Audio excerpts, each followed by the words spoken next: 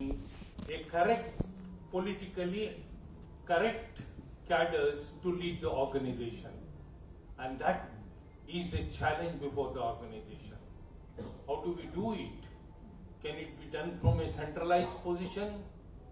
Absolutely no. The center, the AIA can give certain guidance. The zone can give certain guidance. But the most important units of an organization are the divisional organizations.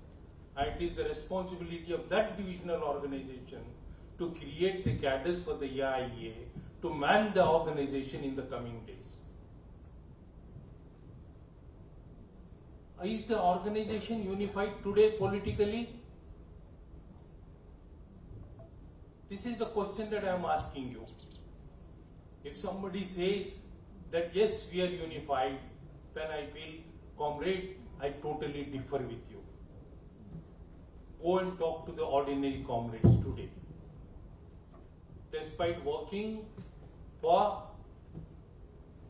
the movement for nearly 6 decades now, more than 6 decades, what do you find?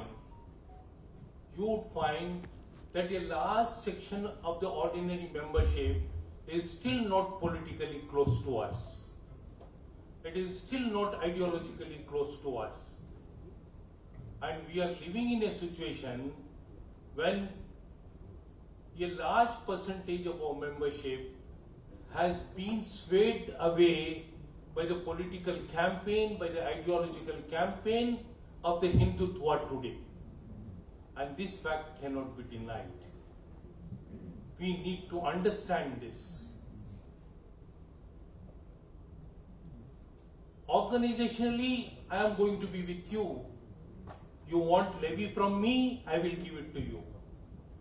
You want some donation from me to go and help some unorganized workers, I'll give it to you. But I am going to go and vote for Narendra Modi only. And this is a fact of life. And if we ignore it, we can ignore it only at our peril. Is there a possibility to change that narrative? Is there a possibility to overcome and create our political understanding into the vast majority of the insurance employees that we are still not won over politically? I say yes, possibility exists.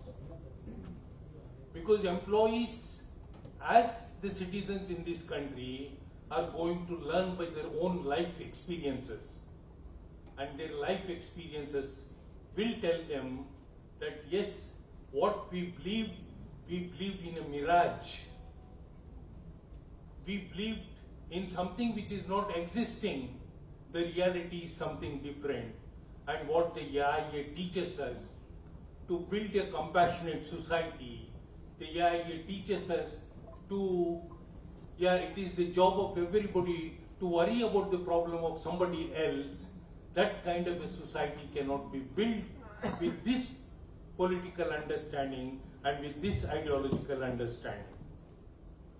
And that political task has to be urgently taken up. What do we say? I have the experience talking to the people. Today, volumes we write on crony capitalism, that the government is promoting the interest of a few capitalists in this country. That is what we call it as crony capitalism. Otherwise, how do you imagine Adani's wealth increasing during the COVID period by more than 100%? But when you start a debate, you also come across the questions. Our Prime Minister is very clean. He is very honest. Why he is honest and clean? The answer is very simple. In Kannada they say, "On yake madbeku idella? Why should he do all this? After all, he is not married. Or if he has married, he has left his wife. He is single."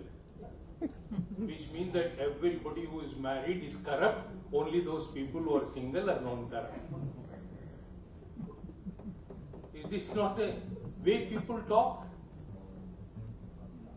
The corruption does not take place only by giving and taking money. Corruption takes place in many ways. The LIC IPO is a clear case of corruption. How do you define that corruption? How are you going to talk about that corruption? That is a challenge. When the state resources, what is owned by the people, what is owned by the state, when it is sold at a cheap rate to the crony capitalists, is it not corruption? So how will the organization take up these issues? Unify the organization in both political terms, ideological terms, and meet the present requirements. And that can be done only when the cadres, the activists, I consider the 4 stages of the organization comprising of the ordinary employees, organization comprising of the activists, organization comprising of cadres, and organization comprising of leaders. And only when the cadres and the leaders unite, forget their differences, forget their personal ambitions, then only the organization can be united. Then only the activists can be motivated. Then only the ordinary employees can be motivated to come to the cause that the AIE is fighting for. And that is precisely the challenge that we have. What do we do for that? We made a beginning at the All India level. We organize trade union classes. We want all the zones and the divisions to follow it up. And not just the classes. When you conduct a class, you also need to identify a activist, identify a person, and try to build them up. Build them up as groups. Build them up as campaigners. Build them up as agitators. Build them up as propagandists of the organization. And this is what the organization needs to do. Organize class, one-to-one talk with the people. After all, we are coming to the union office, sitting there, attending to some phone calls is not the job of the leaders. The job of the leaders is to be with the employees, talk to them, take up the problems, speak to them politically, and then devise ways and means, both at the division level, at the all zonal level, and the all India level, as to how we groom and shape the future of the organization. And that is the most important task that we have. We need to identify the weakness of the organization, because no organization talks about weakness. AIA talks about its weakness. When AIA talks about its strength, AIA also talks about its weakness. A French scholar, Regis Debray, he said, only a conscious section of the working class can perform the most painful surgery on themselves to get rid of their weaknesses. And that is the job that we need to do. Identify our weakness and take steps to get rid of those weaknesses and leverage the strength that the organization has. And that is the prime task that this conference has to undertake. The second challenge is the challenge before the Indian society. Today we have the most dangerous development. What is this dangerous development? It is the coming together of communalism and neoliberalism. And I have come to increasingly believe that communalism and neoliberalism are two sides of the same coin.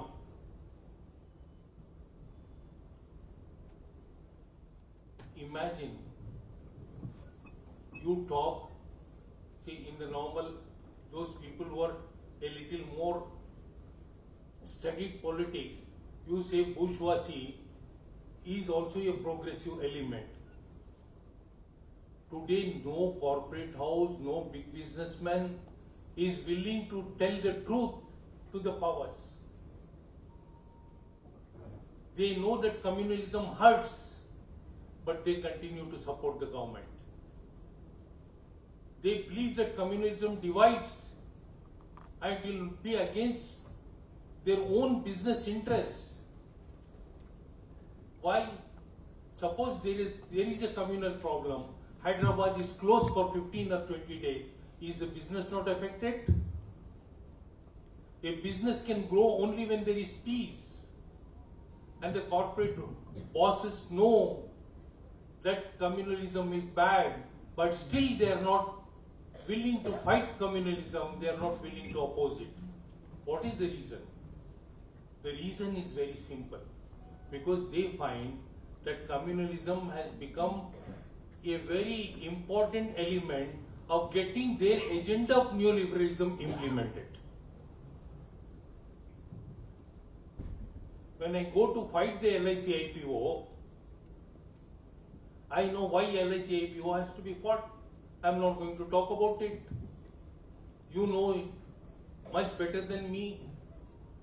But when we go to fight the LIC IPO, I am sure that the government is going to create a situation like in other industry to divide the workers on the basis of the caste, on the basis of the religion, so that the fight against LIC IPO can be reduced, or it can be subverted, or it can be defeated.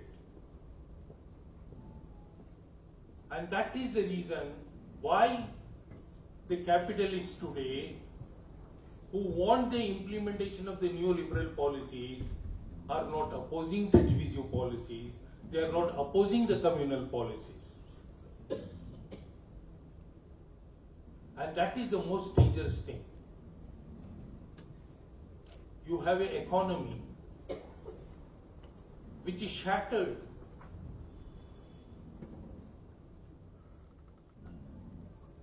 Comrade Ravindranathan beautifully explained it. That even the projections made by IMF, World Bank and the other rating agencies, they are not unqualified. They make a projection with certain qualifications.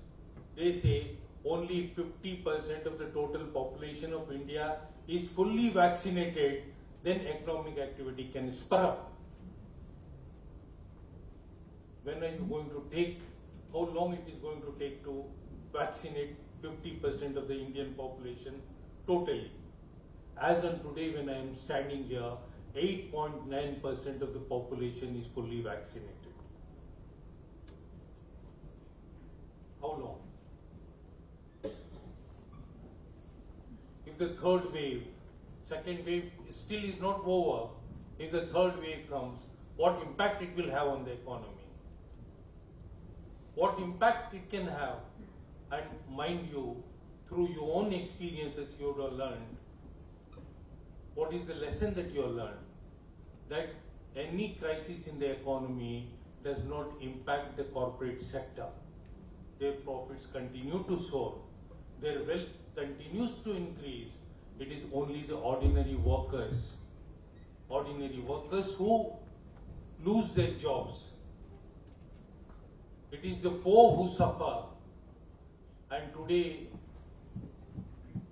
to be a poor in this country has become a dishonor. Yeah, one can be poor for so many reasons. Lack of access to proper education, lack of access to proper facilities, lack of access to proper health care. One can be poor. But today in this country, poor is seen as a word which is a dishonor. And that is why when the Prime Minister says, our Prime Minister is giving free vaccines, our Prime Minister is giving free ration kits, I ask, from where did you bring this money to give them free vaccine? From where did you bring this money to purchase, give the free ration? And don't you feel sad? I am using a very mild word, sad. I could have used the word ashamed. Don't you feel sad when you have to say that 80 crore Indians have to depend upon the free ration that I am supplying? What is the development that you so proudly talk about? That what did not happen in 60 years, I did it in 6 years, in 7 years? What kind of development that you talk about when you say, I am supplying free ration to 80 crore Indians? Nothing comes in this country for free. And some of our comrades also, yeah, in their family, when you speak in your house, you say, yeah, these subsidies, giving to the poor, everything is free. Why we should pay for that? We are the taxpayers. It is the taxpayers' money that the government pays it. The question is that who is a taxpayer? You are paying the tax from your income because your income is high. But even a beggar, when he goes to purchase a loaf of bread, he pays the tax. A poor person, when he goes to purchase a strip of kerosene tablet, he pays the tax, the GST. And the indirect taxes in India are much more than the direct taxes. And when you give the vaccination and you talk about this free vaccination, and the Prime Minister's photo on the, I just hate to carry that vaccination certificate. Prime Minister's photo on the vaccination certificate. A benevolent king, a benevolent emperor, Akbar the Great, has given me the free vaccination. I carry his photograph. He collected money from us. And when entire world is giving vaccination free, no country is charging for vaccination.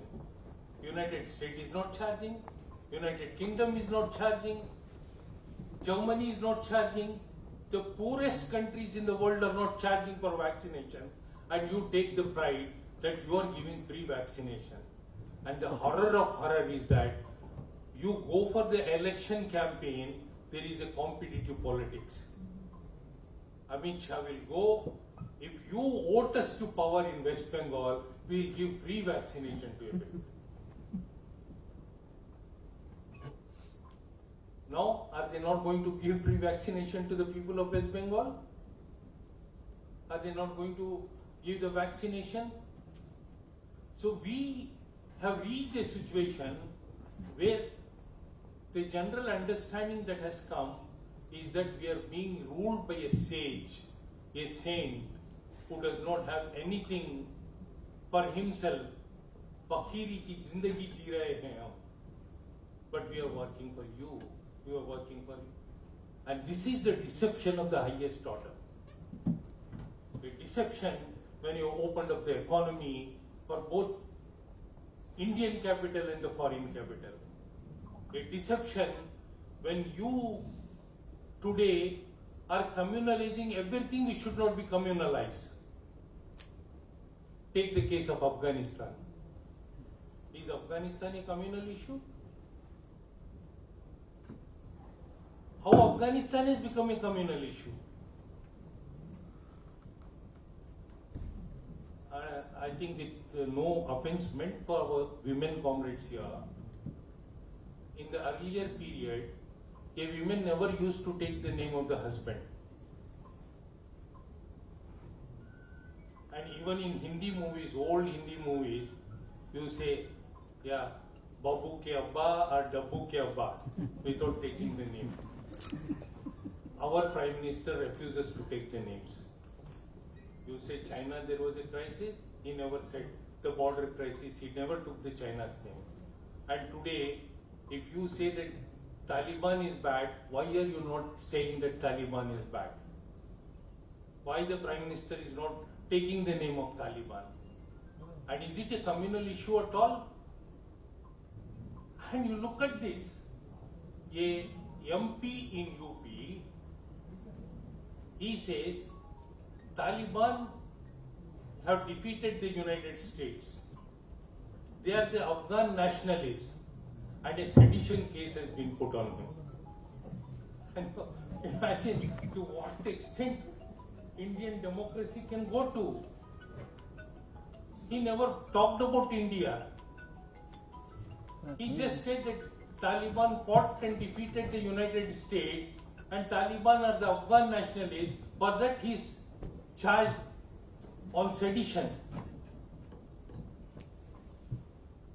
And in the UP, as the election comes up, earlier when you say India is a secular state, Jawaharlal Nehru said that the leaders of the government should not go to the religious places. On the issue of Somnath Temple reconstruction, when then President Rajendra Prasad wanted to go, Nehru advised that you please don't go. Rajendra Prasad went against his will and wish. And today, you look at this, everybody has been marginalized. Ram Temple, Foundation, Puja, Narendra Modi should be present. Some repairs to Somnath Temple, Narendra Modi should be present. Shilanyas for Central Vista, Narendra Modi's Puja.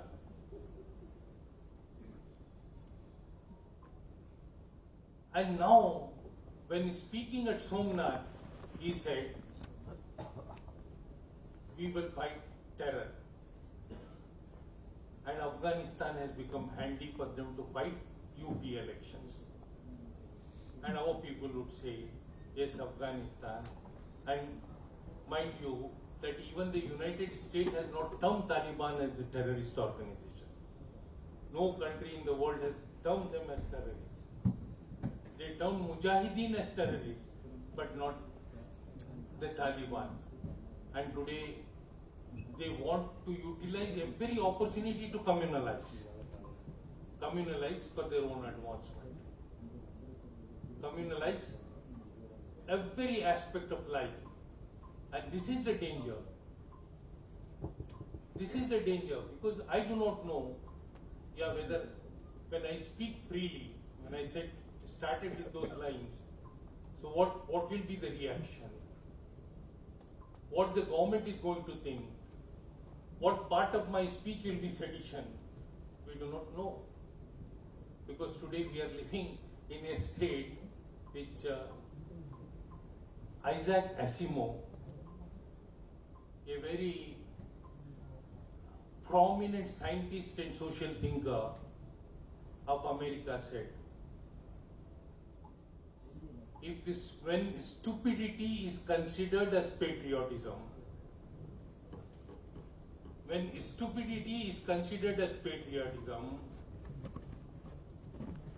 it is highly dangerous to be intellectual. You understood it? So it is highly dangerous to be intellectual. Yeah, when you criticize the government policy, when it becomes unpatriotic. When you criticize the Prime Minister, it becomes unpatriotic. When you speak against the LIC IPO, it becomes unpatriotic. Then what is patriotism that you are talking about? Is it not stupidity? Patriotism in real sense means the compassion to each other. Patriotism is not just the pride that you have in country. Patriotism means that you have the pride in what good your country can do. Patriotism does not mean that anything which your country does is patriotic. And today we are living in that kind of a society. And that is the danger. Danger to the unity of the Indian society, when the society is being torn apart in communal lines, the caste lines. It is horrible, ashamed when the Prime Minister says, for the first time, I have given 33% ministry to the OBC. Are you talking about India, or you are talking about OBC India, Muslim India, Brahmin India? What are you talking about? And this is the kind of division that you are trying to create. And that division, that game is going to influence our membership too. And that is where we need to become active, proactive, and talk to the people, continuously engage with them in talks. And I always have been saying that a dialogue, there is a difference between a dialogue and an argument. Always have a dialogue, don't have the argument. Argument will push a person away from you, but a dialogue will keep the person with you. You can continue to. And the Indian economy, the seriousness of the Indian economy, the crisis, the steps that the government is taking, all these things can be discussed, debated, dialogue with the ordinary members to bring them to our correct political understanding and our ideological understanding.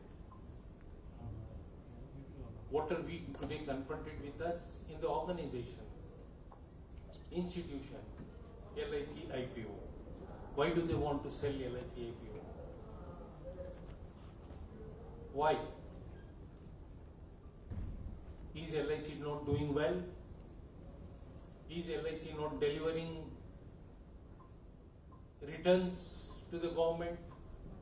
Is LIC not performing the objectives that the nationalization gave it? We know that we have performed well, but despite that, why? And that is where you need to talk politics. LIC IPO is a political decision, and it is not just based on economy. Economic decisions come based on the political understanding. And the economic decision to sell LIC IPO is because of a political understanding and a political decision. And today, the government wants to sell LIC IPO. What percentage of shares that are going to sell? How are we going to react? The Secretariat of the AIE is going to meet soon and decide. But the question we had to confront as an organization is that you imagine the success that the organization has made. In nowhere, no other industry, the government had to act so swiftly to our campaign as they did for our LIC IPO campaign. When we said the LIC IPO is the first step towards privatization, the finance minister herself had to come out and say, we are not going to privatize LIC. We are going to continue the government guarantee with LIC policies. Nowhere this kind of reaction came from the government, and that reaction itself suggests the success of the campaign that we have launched so far. So the issue is that what percentage is going to be sold, when it is going to be sold, all these things are immaterial. And they have taken up a decision that within this financial year they are going to sell a portion of LIC shares, stakes. The challenge that comes to us is that how do we build up the campaign? What kind of campaign is necessary? And if LIC IPO comes, whether it is just simple share of LIC, government stake in LIC, or is it going to have an impact within the business module of LIC also? These are the issues that we need to deliberate and think about it. Yeah, 5%, 10% LIC shares will be sold, we'll be protesting it, they will say we'll make LIC employees the partners, we'll give a portion of those shares, we'll take decisions on all that. And we have already decided that we will build up the public opinion on that. But you also must have noticed that slowly and surely the business model of LIC is also being changed along with the LIC IPO. When the chairman says that we need to sell more non-participating policies today, what does it mean? It means that when you sell more non-participating policies, the possibility of generating more profits from those policies will be there than the policies which you sell it as endowment policies. And why that desire to earn more profits from a situation where you felt that you have to bring product to help the poorest sections of the people? Now you want to sell non-participating policies, term policies. A clear shift is taking place in the business model of LIC. And that is because after the LIC IPO, you have to deliver not to the policyholder, you have to deliver it to the shareholders. The profits to the shareholder becomes more important than the returns that you give to the policyholders. You have to maintain a level of returns to the policyholder. Otherwise, the policyholders are not going to come to you. But there will be how are you going to generate more returns for the policyholder? Number one, sell policies where you can get more profits. Second, note this, they want to reduce the fixed cost. LIC today has got three costs. One is the cost on wages and commission is the second cost, and the third cost is the management expenses. And if you read the balance sheet of LIC, you will find that the cost on commission is less than the cost on wages. Out of the whole cost that LIC has, the contribution of wages and the other benefits occupies the number one. And there lies the possibility of reducing the cost. How do you reduce the cost? Not you feel that they will have to directly attack our wages. That will be very difficult. We may not allow that. But indirectly they can reduce it. Reduce it by creating more automation of jobs and reducing the dependence on the manpower.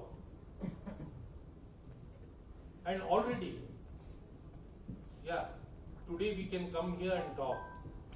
I think that perhaps in the last few conferences, people are not coming and here talking about the tremendous workload in the branches.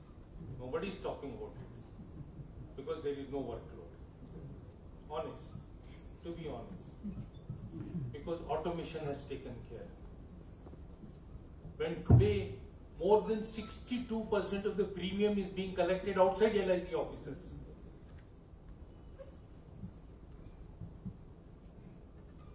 I went recently, Geeta is transferred to the accounts department of the DO. I went to meet her. I saw two cashiers. I asked them, two cashiers, what is the workload? And the cashiers said, both of them taken together, we know, maximum entries that they get is 150 a day. We were asking for the second cashier if the first cashier has got more than 175 entries. And today both the cashiers say together they have got less than 150 entries. So more and more jobs are going to be outsourced. LIC cannot remain an exception. Comrade Shrikant explained to you in the morning. I don't want to go into that again. But to very sharply drive home my point, in the entire public sector today, central public sector units, 363 central public sector units which you have, 37% of the workers are either daily workers, or work charge workers, temporary workers, or contract workers.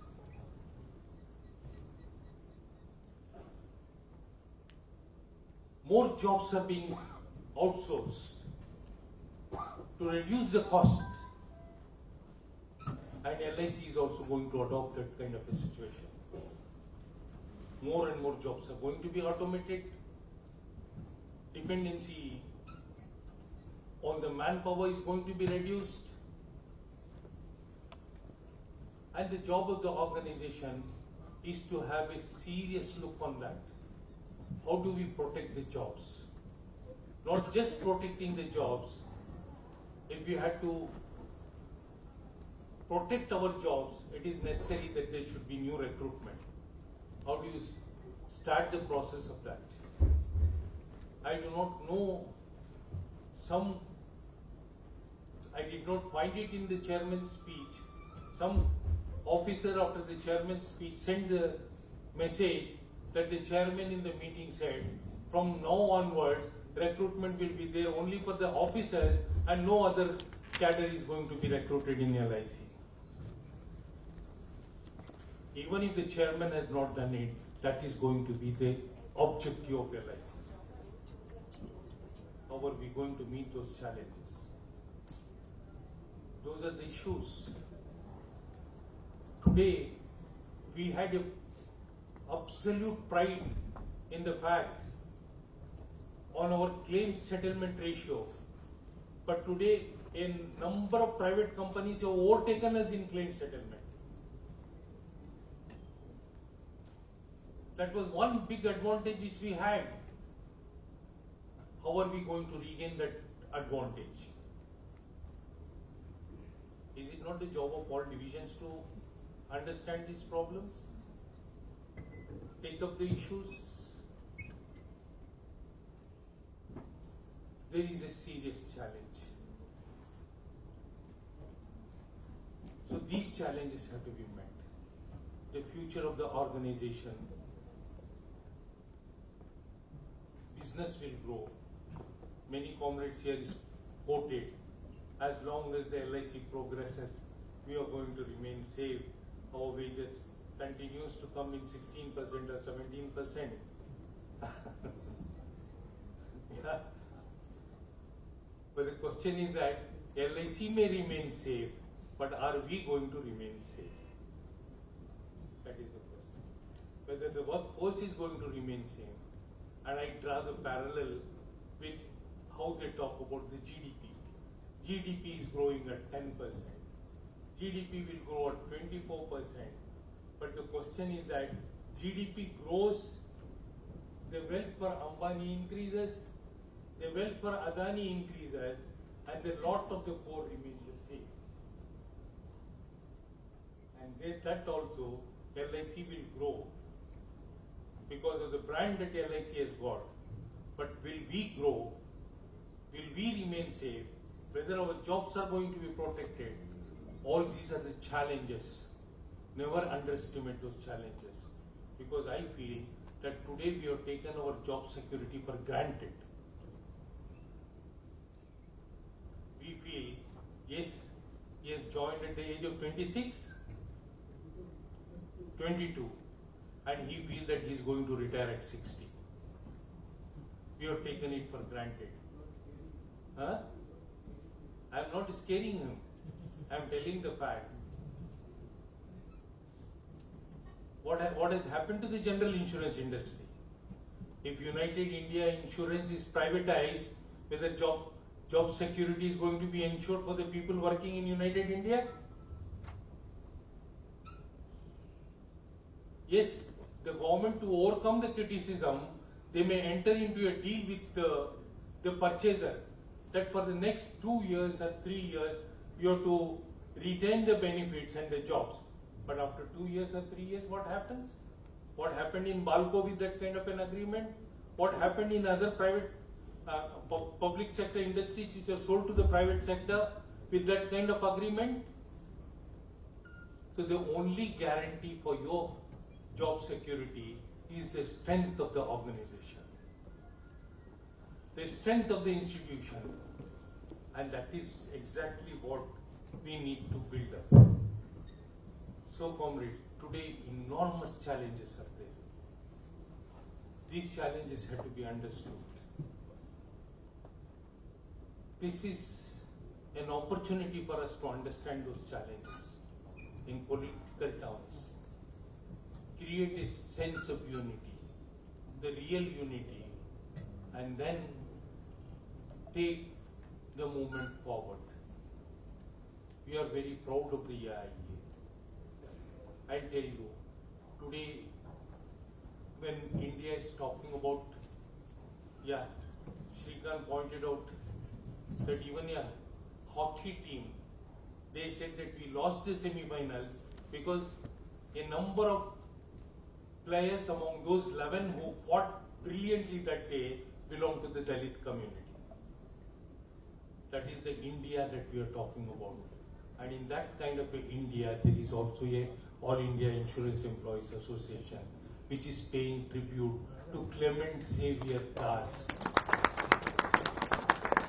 Do you understand it? His faith did not matter to us. His religion did not matter to us. His caste did not matter to us. His commitment mattered to us. And that is the AIA. And in a situation like this, let me accept your love to me, how Amanullah Khan could have risen to be the president of the All India Insurance Employees Association. In a country like ours, which even if it is a Muslim, you start talking whether he is a Sunni or a Hindu, Shia, whether he is a Sufi or a Salafi. When you are talking about Brahmin, you start talking whether he is a Vaishnavite or a Shivite.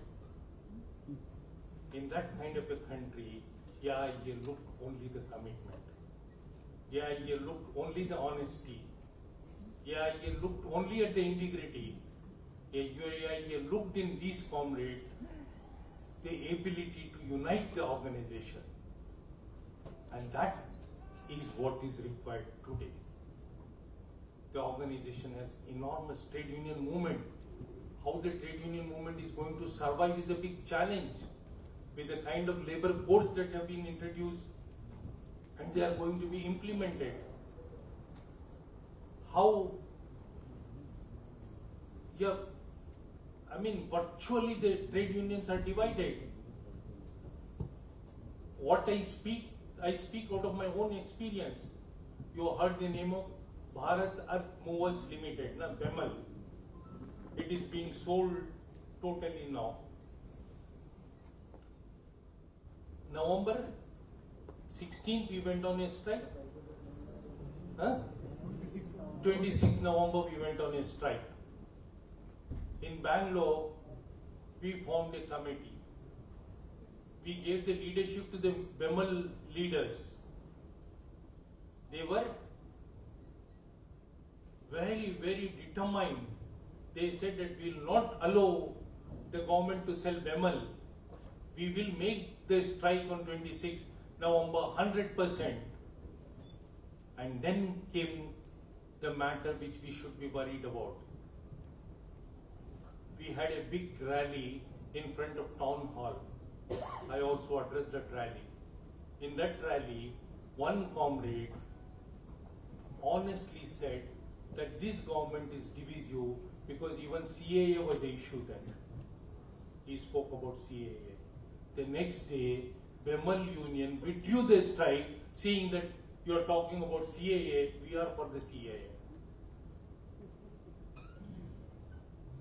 We will fight for the retention of BEML, but we will not tolerate anything talked about Modi. Then how are you going to fight? So the trade union movement itself today is suffering from this bloody disease. And a cure for that disease is very necessary if we need to fully challenge the government policy. But it is not all darkness. Darkness will not remain forever. Light has to come. Light has to filter. As like Yazmi said, na, रात भर का है मेहमा अंधेरा, किसके रोके रुकेगा सवेरा. So this night is hostage to the darkness, but nobody can stop the onset of the dawn. So nobody can stop. So we know that we are living in dark times, but we are also confident that this darkness is going to evaporate. This darkness is going to clear, and there will be sun shining with all glory again. And that is what the struggle of the Kisans demonstrate to us. That is what the coming together of the Kisans and the trade unions demonstrate to us. That is what the brilliant strike of the Vizag steel plant workers demonstrate to us. And that is what the emerging unity of the working class movement demonstrate to us. So with this confidence, understanding the challenges, making a determined commitment to fight those challenges, from this conference we will go with absolute confidence that no oppressor will last forever. As Faiz Ahmad Faiz said, oppression never wins, it is the resistance that wins. And with that confidence that resistance is going to win, we are going to win the battle. I greet all of you once again. Thank you, comrade. Comrades, on behalf of all of you, I thank the former president of AIA for his brilliant speech. Now, comrades of Machilipatnam Division.